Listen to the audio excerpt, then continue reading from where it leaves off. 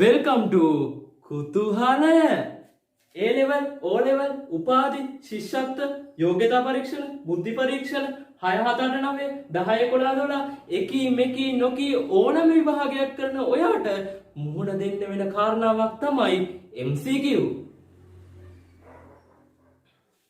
Exam එක ලියන ඔයාට ලේසි හින්දා එක්සෑම් එක බලන උත්තර පරීක්ෂකවරුන්ට ලේසි හින්දා මුළු ලෝකෙම ජනප්‍රිය කාරණාවක් තමයි MCQ කියන්නේ. ඔයා සමහරවිට දන්නවා ඇති ඉන්දියාවේ සමහර මැත්ස් පේපර් වල සම්පූර්ණයෙන්ම තියෙන MCQ.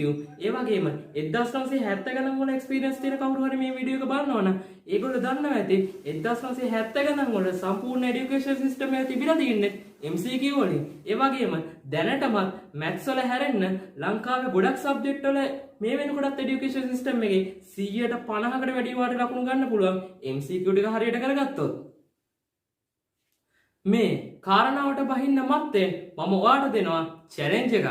චැලෙන්ජ් එක ඇවිල්ලා 1984 O level MCQ ප්‍රශ්නයක්. මේ වීඩියෝ එක අන්තිමට මම ඒක දානවා.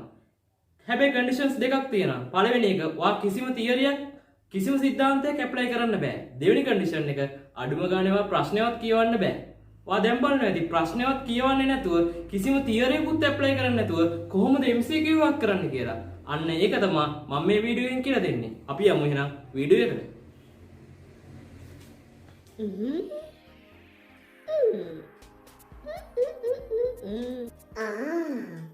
කුතුහලය.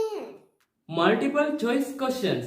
වාගෙන් ප්‍රශ්නයක් අහනවා. ඒ ප්‍රශ්නට අදාළව choices කිහිපයක් දෙනවා. එහෙම ඔයාලට දෙන choices ගන්න පහක් නම් ඒ පහ ඇතුලේ එකක් තමයි වාගේ උත්තරේ තියෙන්නේ. ඒ කියන්නේ වාගේ උත්තරේ හරියාමේ සම්භාවිතාවය වා කනවට ගැහුවොත් පහෙන් එකයි. එතකොට ඔයාට හදිස්සි හරි MCQ එකේ මේ choices ගන්න හතරක් දුන්නොත් ඒ හතරෙන් එකක් තමයි වාගේ උත්තරේ තියෙන්නේ. ඒ කියන්නේ ඇවිල්ලා වාගේ උත්තරේ වා කනවට ගැහුවොත් වාගේ උත්තරේ හරියාමේ සම්භාවිතාවය හතරෙන් එකයි. ඒ කියන්නේ ඒකට 125යි. උත්තර කලින් 120යි දැන් 125යි. එතකොට ඔයාට තේරෙනවා ඇති MCQ එකේ ඔයාට දෙන choices ගන්න අඩු වෙන්න වාගේ උත්තරේ හරියාමේ සම්භාවිතාවය වැඩි වෙනවා. ඒ කියන්නේ ඔයාට මොකක් හරි ජිල් මට්ටයක් දාලා ඉවරලා ඔයාට වාගේ දෙන MCQ එකට දාලා choices ගන්න ඔයාට අඩු කරගන්න පුළුවන් නම් කපලා දාලා ඉවරලා ඔයාට ඔයාගේ කනවට ගහන උත්තරේ සම්භාවිතාවය වැඩි කරගන්න පුළුවන්. සාමාන්‍යයෙන් දක්ෂයන් අදක්ෂයන් හරියට වෙන් කරලා හඳුනා ගන්න පේපර් හදන ප්‍රොෆෙසර්ස්ලා හැමතිස්සෙම try කරන්නේ ඔයාව අමාරුවේ දාන්න. ඔයාගේ ලකුණක් දෙකක් අඩු කරලා දාන්න.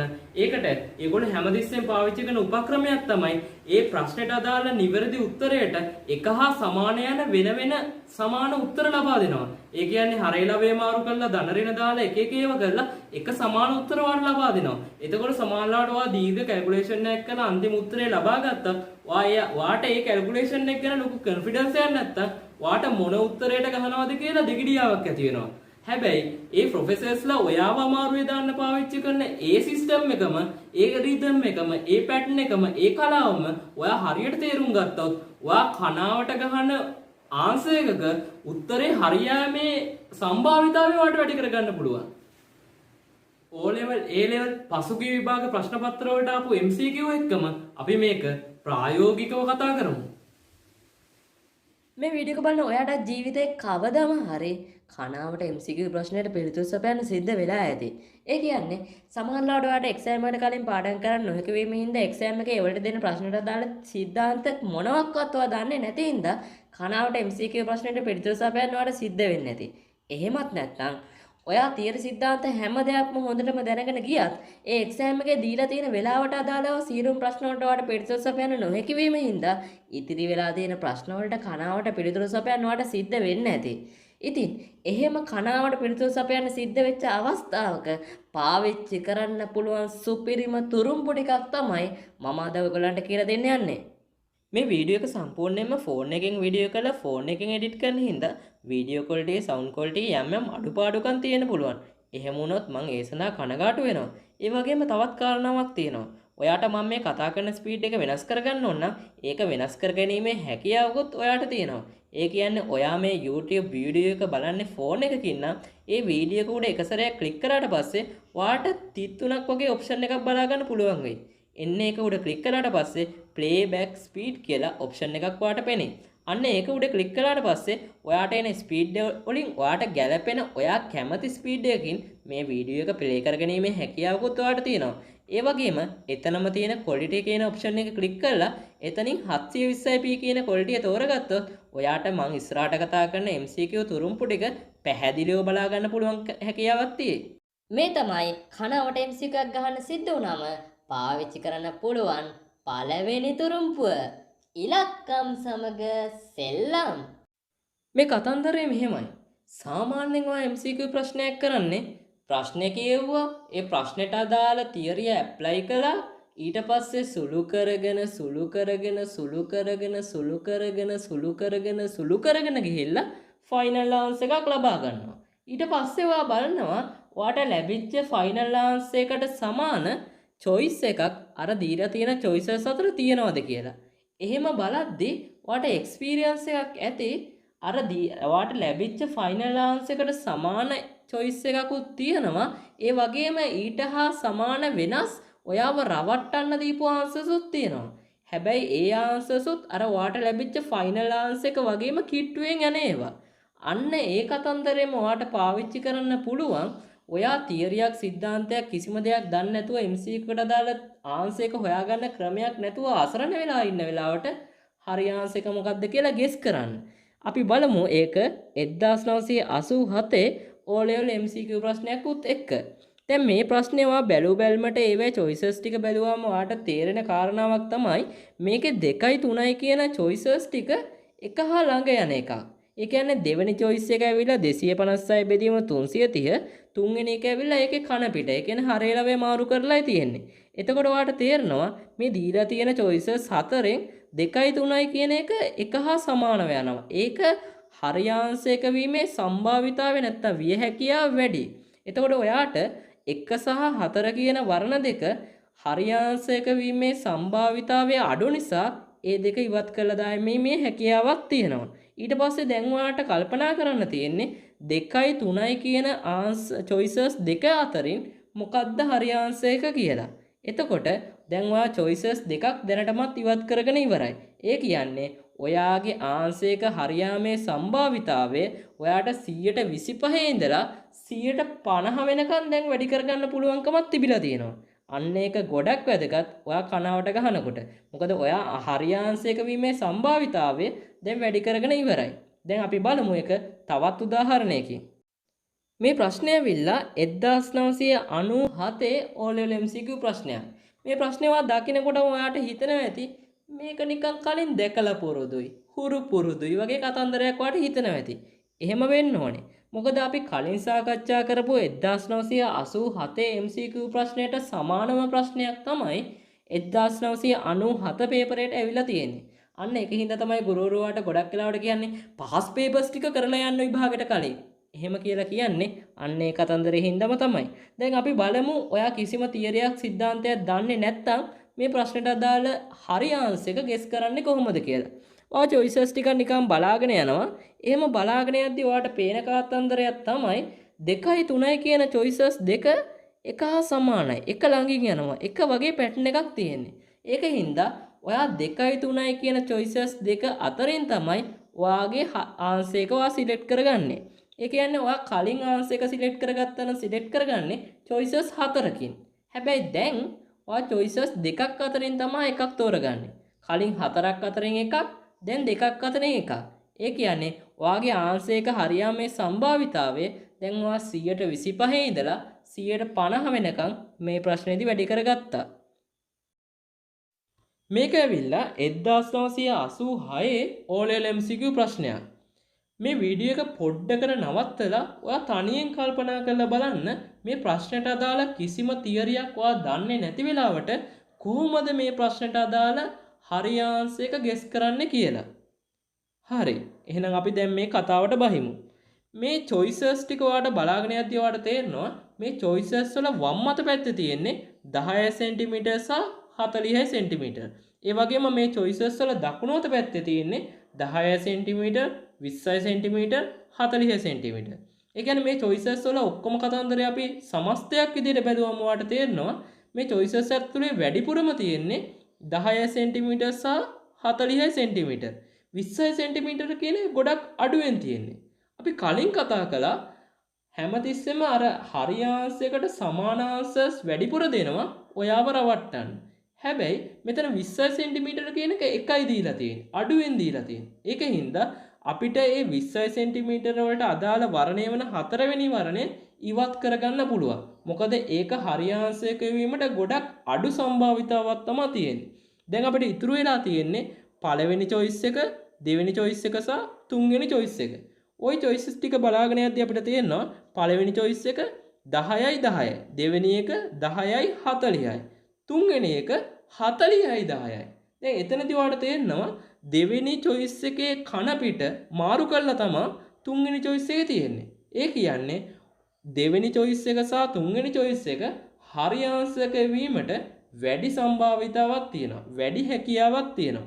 ඒ කියන්නේ දැන් ඔයාට අර නිකම්ම MC එකට අදාළ choices හතරෙන් එකක් තෝරගන්නතොත් ඔයාට හතරෙන් එකක් තමයි ඔයා තෝරගන්නේ. හැබැයි දැන් ඔයාට දෙකෙන් එකක් තෝරගන්න පුළුවන්. ඒ කියන්නේ ඔයාට 25 ඉඳලා 50 වෙනකන් ඔයාගේ ගහන කනාවට ගහන ආංශයක හරියාමේ සම්භාවිතාවය ඔයාට වැඩි කරගන්න පුළුවන් වුණා. මේ තියෙන්නේ 2011 A level MCQ ප්‍රශ්නයක්. සාමාන්‍යයෙන් A level MCQ ප්‍රශ්න ඇතුලේ choices 5ක් දෙනවා. ඒ කියන්නේ ඔයා කනාවට නිකන් උත්තරයක් තෝරගත්තොත් ඔයා choices 5කින් එකක් තමයි තෝරගන්නේ. ඒ කියන්නේ 5න් එකක්. ඒ කියන්නේ 120ක සම්භාවිතාවක් තමයි තියෙන්නේ ඔයාගේ උත්තරේ හරි එකක් වෙන්න. හැබැයි ඔයා මේ choices ටික හරියාකාරව නිරීක්ෂණය කළොත් ඔයාට තේරෙනවා 2.0 කියන කතන්දරේ වැඩියෙන් තියෙනවා. අන්න ඒකින්දම අපිට 6 වැඩි කිරීම 10 දෙවෙනි බලය කියන එකට අදාළ පස්වෙනි වර්ණය ඉවත් කරගැනීමේ හැකියාවක් තියෙනවා.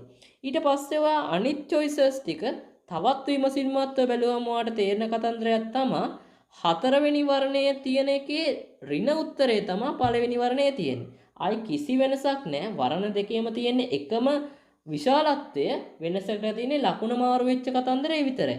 අන්න ඔයාව වරද්දන්න, ඔයාව රවට්ටන්න අන්න ඒ වගේ කතන්දරයක් කරලා තියෙනවා. අන්න ඒකම ඔයාට පාවිච්චි කරතැයි කනාවට ගහනකොට දැන් ඔයාට ගෙස් කිරීමේ හැකියාවක් තියෙනවා. පැහැදිලිවම හරියාංශයක තියෙන්නේ මේ 1යි 4යි ඇතුළත කියන කතන්දරේ.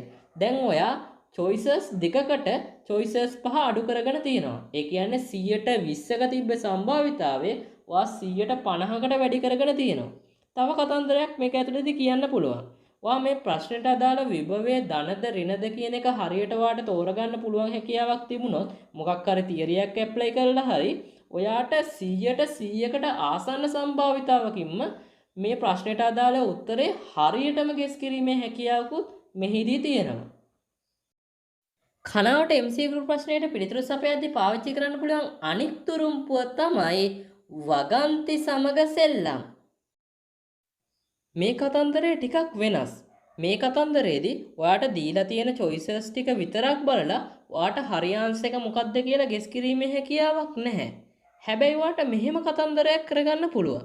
ඔයා සමහර වෙලාවට දීලා තියෙන වගන්ති ඔක්කොම ගැන අයිඩියා එකක් නැති වුණාට ඔයාට දීලා තියෙන වගන්ති අතරින් සමහරක් ඒවා ගැන ඔයාට අයිඩියා එකක් තියෙන්න පුළුවන්. ඒ කියන්නේ ඔයාට දීලා තියෙන වගන්ති අතරින් සමහර ඒවා හරියටම හරිද වැරදිද කියලා කීමේ හැකියාවක් ඔයාට තියෙන්න පුළුවන්. ඒ කියන්නේ උදාහරණයක් විදිහට හිතන්න මේ ප්‍රශ්නෙට අදාළව පළවෙනි වගන්තිය. ඒ කියන්නේ A කියන වගන්තිය වැරදි කියලා ඔයාට 100%ක් ෂුවර්කමක් තියෙනවා. නිකන් උදාහරණයක් විදිහට හිතන්න.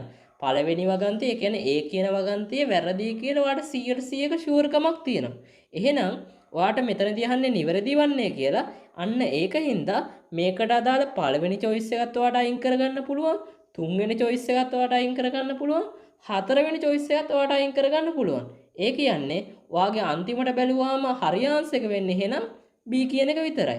ඒ කියන්නේ විතර දෙවෙනි choice එක ඔයාට හරියාංශයක විදිහට 100%ක සම්භාවිතාවයෙන් කියන්න පුළුවන්. ඒ කියන්නේ එහෙම A කියන එක අනිවාර්යෙන් වැරදි කියලා ඔයා දන්නවනම් ඔයාට BC කියන වගන්ති දෙක කියවන්නවත් ඕනේ නැහැ. ඔයාට ඒකට අදාළ ටයිම් එකක් තියාගන්න පුළුවන් වෙන ප්‍රශ්නයකට ඒක පාවිච්චි කරන්න. අන්න ඒ වගේ උදාහරණයක් විදිහට හිතන්න ඔයාට 100ක ෂුවර්කමකින් යුතුව කියාගන්න පුළුවන් නම් B කියන වගන්තිය වැරදීමයි කියලා ඔයාට මේ ප්‍රශ්නෙට අදාළව දෙවෙනි choice එක අයින් කරගන්න පුළුවන්. ඒ වගේම හතරවෙනි choice එකත් අයින් කරගන්න පුළුවන්. ඒ වගේම තව විදිහට උදාහරණයක් විදිහට හිතන්න ඔයාට 100% ෂුවර්කමකින් යුතුව C කියන වගන්තියේ වැරදීමයි කියලා කියාගන්න පුළුවන්කමක් තියෙනවා නම් ඔයාට මේ ප්‍රශ්නෙට අදාළව තුන්වෙනි choice එක අයින් කරගන්න පුළුවන්. ඒ වගේම හතරවෙනි choice එක අයින් කරගන්න පුළුවන්.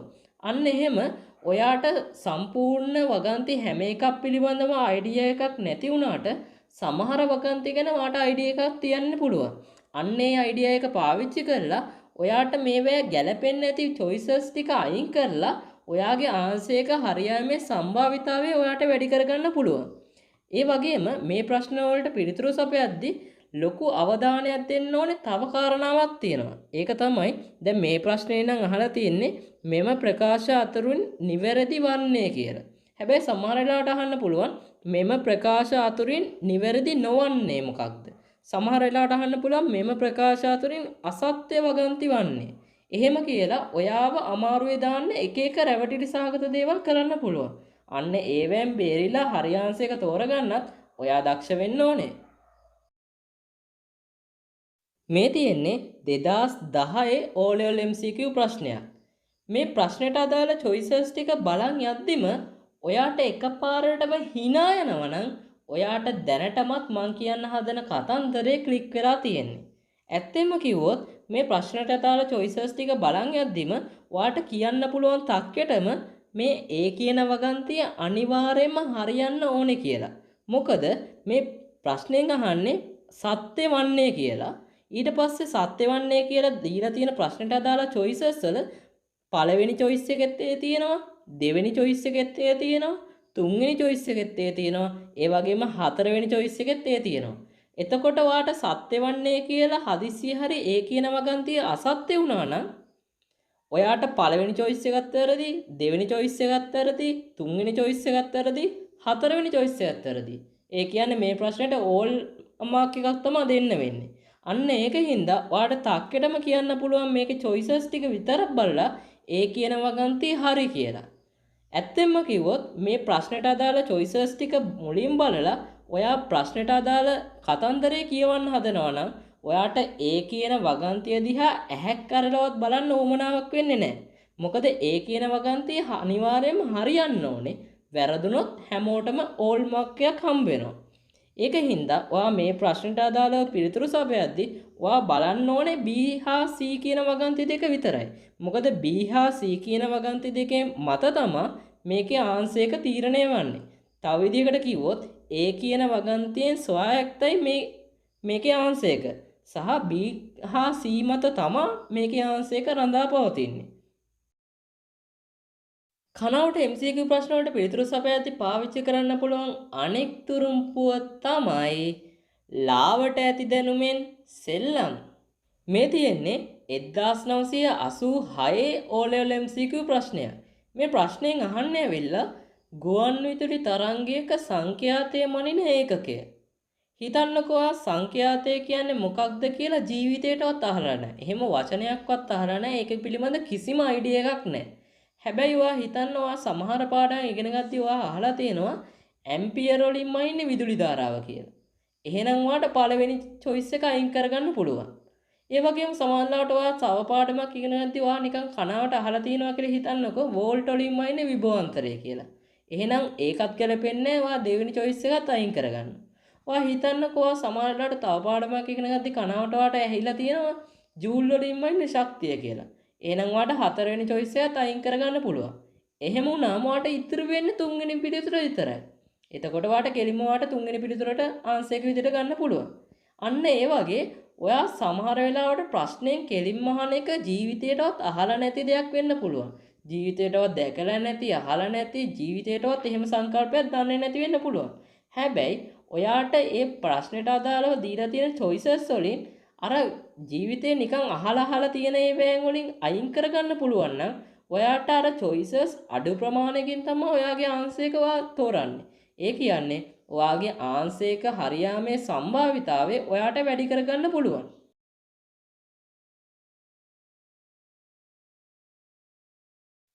මේ තියෙන්නේ 1989 A level MCQ ප්‍රශ්නයක්.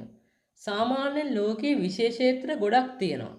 ඒ විශේෂ ක්ෂේත්‍රයේ මොකක් වුණත් ඒ විශේෂ ක්ෂේත්‍රයේ ඉගැන්වීමේ පහසුව තක ඒ විශේෂ ක්ෂේත්‍රයේ උගන්වන කට්ටිය ඒ විශේෂ ක්ෂේත්‍රයේ එක එක කොටස් වලට බෙදලා තමයි උගන්වන්නේ. උතර ඔයා මොන විශේෂ ක්ෂේත්‍රය ඉගෙන ගන්න ගියත් ඔයා දැකලා ඇති එක එක පාඩම් වලට වෙන් කරලා ඒ එක එක පාඩම් තමයි ඔයා ඉගෙන ගන්න. හැබැයි ඔයා ඒ විශේෂ ක්ෂේත්‍රය හොඳටම ඉගෙන ගත්තට පස්සේ ඔයාට තේරෙන කතන්දරයක් තමයි ඔයා වෙන වශයෙන් පාඩම් විදියට ඉගෙන ගත්තත් ඒ පාඩම් එක එකක් අතර එක එක සම්බන්ධතා තියෙනවා. උතෝර ඒ සම්බන්ධතා ටික ඔයා හරියට අවබෝධ කරගත්තොත් ඔයාට සමහරලාට නොදන්න පාඩමක් වුණත් ඔයා ජීවිතේටම අහලම නැති ජීවිතේටම දැකලම නැති concept එකක් වුණත් ඔයාට අර දන්න පාඩම් වලින් මොකක් හරි game එකක් play කරලා ඉවරලා ඒක ගැන idea එකක් generate දැන් මං හදන්නේ ඒ idea එක A level physics ගැටලුවක් ආශ්‍රයෙන් පැහැදිලි කරලා දෙන්න. සාමාන්‍යයෙන් A level physics වල ගුරුත්වාකර්ෂණ බල ක්ෂේත්‍ර කියන පාඩම තියෙන්නේ අන්තිමට. අන්න ඒ පාඩමෙන් තමයි මේ ප්‍රශ්නේ අහලා තියෙන්නේ. හැබැයි ගුරුත්වාකර්ෂණ බල ක්ෂේත්‍ර කියන පාඩම ගැන කිසිම අවබෝධයක් නැති, දැකලවත් නැති, අහලවත් නැති කිසිම අයිඩියා එකක් නැති ළමයෙක්ට උනත් මුලින්ම උගන්වන ඒකක හා මාන කියන පාඩම් පිළිබඳ හරි අවබෝධයක් තියෙනවා නම් මේ MCQ එකට අදාළ හරිම උත්තරේ ටක්කටම කියාගන්න හැකියාවක් තියෙනවා. මොකද මේ ප්‍රශ්නයෙන් අහන්නේ ගුරුත්වජ ත්වරණය මොකක්ද කියලා. එතකොට ඒ ප්‍රශ්නෙට අදාළ ආන්සර් එකේ අනිවාර්යයෙන්ම ත්වරණයේ ඒකක ගන්න ඕනේ. ඒ වගේම මේකේ choices ටික ඔයාලට බලන් ගියාම ඔයාලට තේරෙනවා මේ choices එකකට අදාළව අනන්‍ය වෙච්ච ඒකකයක් තමයි තියෙන්නේ. ඒ කියන්නේ ඔයා choices ටික වෙන වෙනම ඒකක ටික බලාගෙන ගියොත් ඔයාට මේ choices වලට ත්වරණයට ගැලපෙන ඒකකයක් තියෙන choice එකක් විතරයි හම්බ වෙන්නේ. ඔයාට පිළිවෙලට බලන් ගියොත් ඔයාට තේරෙයි දෙවෙනි පිළිතුරේ තමයි ත්වරණයට අදාළ ඒකකයක් තියෙන choice එක තියෙන්නේ. ඒ කියන්නේ ගුරුත්වජ ත්වරණයේ ඒකකය ගන්න choice එකක් විදිහට මෙතන තියෙන්නේ දෙවෙනි පිළිතුර විතරයි. ඒ කියන්නේ මේකේ පිළිතුර වෙන්නේ දෙවෙනි පිළිතුර. දැන් ඔයාලට තේරෙනවා ගුරුත්වාකර්ෂණ ක්ෂේත්‍ර පිළිබඳ කිසිම අවබෝධයක් නොමැති වුණත් අර ඊට අදාළව ඒකක හා මාන කියන පාඩම කලින් උගන්වපු පාඩමක අවබෝධයක් හරියට තියෙනවා නම් ඔයාට අර නොදන්න පාඩමක වුණත් MCQ එකක් කරගන්න හැකියාවක් තියෙනවා. මේකෙන් ඔයාලට ගන්න තියෙන ප්‍රධානම කාරණාව තමයි සාමාන්‍යයෙන් සමහර වෙලාවට ඔයා පේපර් එකකට ආන්සර්ස් ලියාගෙන යද්දී ඔයා සමහර වෙලාවට නොදන්න පාඩමක මේ MCQ ටිකක් ඉතුරු වෙලා තියෙන්න පුළුවන්. හැබැයි ඔයාට වෙලාව තියෙනවා. එහෙනම් ඔයා කරන්න ඕනේ ඒ වෙලාව පාවිච්චි කරලා ඉවරලා ඔයා දන්න දැනුමෙන් මොකක් හරි ගේම් එකක් ප්ලේ කරලා අර නොදන්න එකට ආන්සර් එක හරියාමේ සම්භාවිතාවය වැඩි වෙන විදියට MCQ එක කරන එකයි. මේ තියෙන්නේ ඇවිල්ලා 2001 A level MCQ ප්‍රශ්නයක්. මේ ප්‍රශ්නෙට අදාළ choices ටික ඔයාලට බලාගෙන ගියාම තේරෙනවා වැඩි choices ප්‍රමාණයක හරයේ වර්ගමූල ලකුණක් තියෙනවා. ඒ කියන්නේ ඇවිල්ලා මේ දීලා තියෙන choices පහෙන් තුනකම හරයේ වර්ගමූලයක් අරගෙන තියෙනවා. ඒකින්ද අපිට පොඩි logic එකක් දාන්න පුළුවන් හරි ආන්සර් එකෙත් හරයේ වර්ගමූලය තිබීමට වැඩි සම්භාවිතාවක් තියෙනවා කියලා. අන්න ඒකින්ද අපි හරයේ වර්ගමූලයේ ලකුණ නැති තුන්වෙනි choice එකයි හතරවෙනි choice එකයි අයින් කරලා දානවා. ඒ වගේම අපිට සම්පූර්ණ choices ටික ආයිසරයක් බලාගෙන ගියාම තේරෙනවා ඒ choices ඇතුලේ වැඩි ප්‍රමාණයක දෙකේ ඉලක්කම තියෙනවා. ඒ කියන්නේ වර්ගමූලය ඇතුලේ දෙකේ ඉලක්කම වැඩි choices ප්‍රමාණයක තියෙනවා. අන්න ඒකින්ද අපිට ආයි logic එකක් දාත හැකි හරි ආන්සර් එකේ දෙකේ ඉලක්කම තිබීමට වැඩි සම්භාවිතාවක් තියෙන්න ඕනේ කියලා. අන්න ඒකින්ද දෙකේ ඉලක්කම නැති දෙවෙනි choice එකත් අපි අයින් කරලා දානවා. අපි දැනටමත් හතරවෙනි choice එක අයින් කරලා ඉවරයි. එතකොට දැන් අපිට choices දෙකයි තියෙන්නේ. පළවෙනි choice එක සහ පස්වෙනි choice එක. එතකොට අපි දැනටමත් 120ක උත්තරේ හරියාමේ සම්භාවිතාවය 150ක උත්තරේ හරියාමේ සම්භාවිතාවක් බවට පරිවර්තනය කරගෙන ඉවරයි.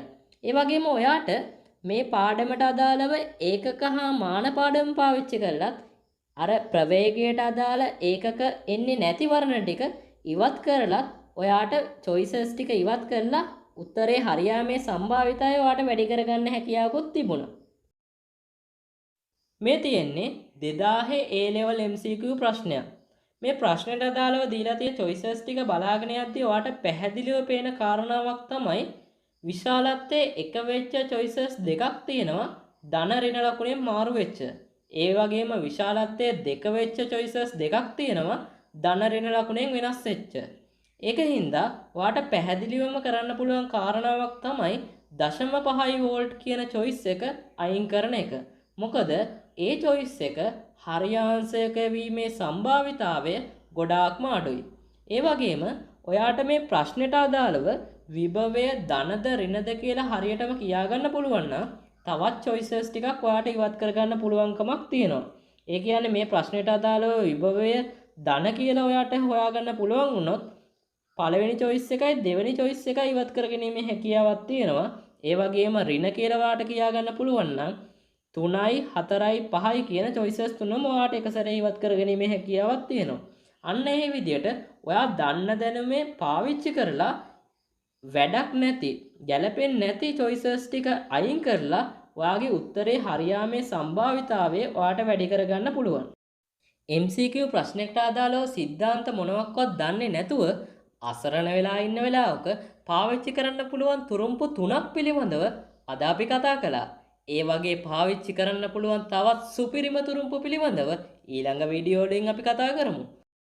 MCQ ප්‍රශ්න වලට කනාවට පිළිතුරු සපයද්දී ඔයත් ඔයාටම ආවේනික වෙච්ච එක එක තුරුම්පු පාවිච්චි කරනවා ඇති. අන්නේ තුරුම්පු ගැනත් යාළුවන්ටත් දැනගන්න පුංචිම පුංචි කමෙන්ට් එකක් දාගෙන යන්න.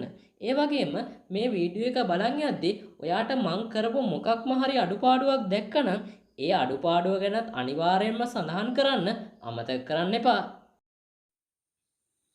දැන් වෙලාව වෙලා තියෙන්නේ මං අර කලින් ඔයාට දෙනවා කියපු චැලෙන්ජ් එක දෙන්නයි. මෙන්න තියෙනවා චැලෙන්ජ් එක. මේක ඇවිල්ලා 1984 O level MCQ ප්‍රශ්නයක්. මේ MCQ ප්‍රශ්නය අර අපි කලින් සාකච්ඡා කරපු MCQ ප්‍රශ්න වලට වඩා ගොඩාක් විශේෂයි. මොකද කලින් අපිට සාකච්ඡා කරපු MCQ ප්‍රශ්න වලදී කරගන්න පුළුවන් උනේ අපි කනාවට ගහන ආංශයක හරියාමේ සම්භාවිතාවය වැඩි කරගන්න විතරයි. අපිට ඒ වැඩි පුළුවන් කමක් ලැබුණේ නැහැ හරිම ආංශයක මොකක්ද කියලා හරියටම කියන්න. හැබැයි අපිට මේ MCQ ප්‍රශ්නේදී පුළුවන් කමක් තියෙනවා හරිම ආංශයක 1ද 2ද 3ද 4ද කියන එක හරියටම කියන්න. එහෙනම් අපි මේ ආන්සර් එක හරියටම ගෙස් කරමු. දැන් හෝ මතකයිනේ කන්ඩිෂන්ස් දෙකක් තියෙනවා.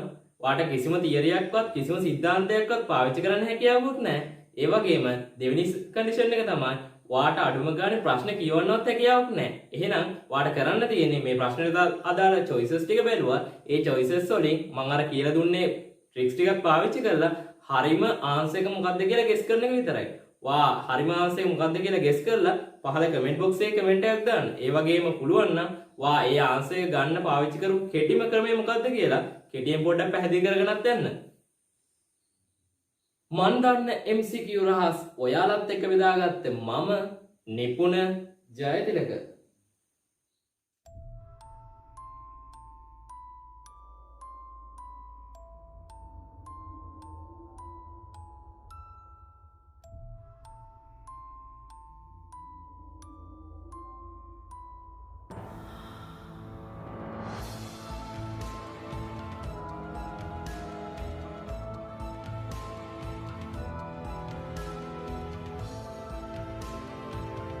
ඉතින් මේ වගේ ඔයාට වැදගත් කුතුහලයේ පිරුණු වීඩියෝස් ඔයා ගාවටම ගෙන්න ගන්න කුතුහලයේ YouTube channel එක subscribe කරලා bell button එකත් click කරලා තියාගන්න.